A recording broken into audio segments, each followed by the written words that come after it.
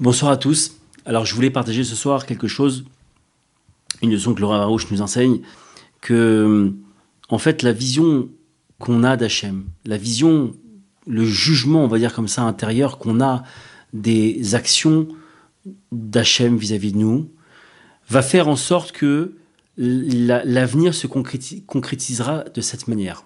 Je m'explique.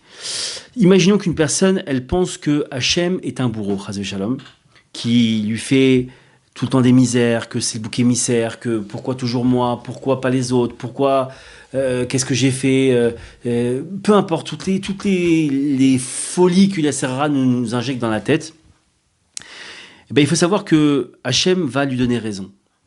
En quoi il va lui donner raison? Il va faire que l'avenir va se concrétiser de la manière de laquelle il a jugé Hachem, entre guillemets.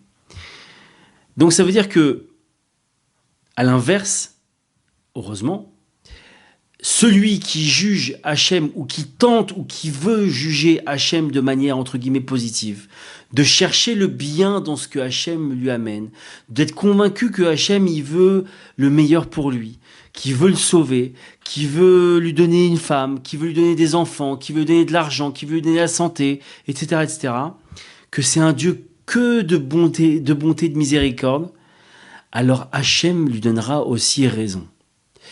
Et en fait, il faut savoir que les trois quarts du temps, quand on se rend compte qu'il y a un espèce de cycle comme ça d'épreuves qui continue et qui continue et qui s'arrête pas, en fait, on remet du charbon dans le four, on va dire ça comme ça. Tout simplement parce que la personne, elle voit qu'elle a des épreuves. Elle voit qu'elle commence à juger les épreuves de manière avec un œil, on va dire, négatif. Qu'elle commence à juger qu'il y en a marre de ces épreuves, que c'est trop dur, que c'est le bouc émissaire. Toutes ces choses-là vont faire que il va, à chaque pas qu'il va faire dans cette direction-là, il va concrétiser des futurs pas dans ce sens-là. Et dans l'autre sens, Baruch Hashem, ça marche aussi.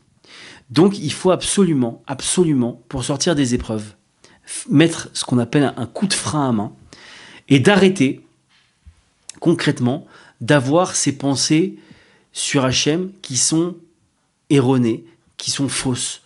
Mais se dire à un moment donné, Hachem est un père, le père de tous les hommes. Hachem m'aime sans aucune condition. Hachem veut mon bien le plus absolu. Il veut m'inonder de bénédictions. Il veut m'inonder d'argent. Il veut m'inonder de santé. Il veut m'inonder de mariage. Il veut m'inonder d'enfants. Il veut m'inonder de réussite. Et si j'ai cette vision-là véritable d'Hachem, alors nous verrons que notre vie, elle va changer radicalement. Parce que Hachem nous donnera raison. Hachem va concrétiser cette pensée-là qu'il y a en nous et les choses vont prendre une tournure complètement différente, tout simplement parce que intérieurement, j'ai enfin vu Hachem comme il est vraiment, c'est-à-dire l'être le plus miséricordieux du monde et l'être là qui veut donner le plus possible. On dit que Hachem, il a créé ce monde pour qu'on puisse tout simplement apprécier au plus haut niveau sa miséricorde. Alors, si demain, par rapport aux événements que je vis, je considère que ce n'est pas miséricordieux, il faut revoir notre copie. Parce que c'est nous qui avons une mauvaise vision des choses. C'est nous qui avons une mauvaise lecture de notre histoire. Et quand je vais changer cette lecture des choses, quand je vais changer cette vision des choses, alors je vais voir concrètement une vie qui va passer de l'enfer à une vie paradisiaque. Parce que Hachem va concrétiser tout ça.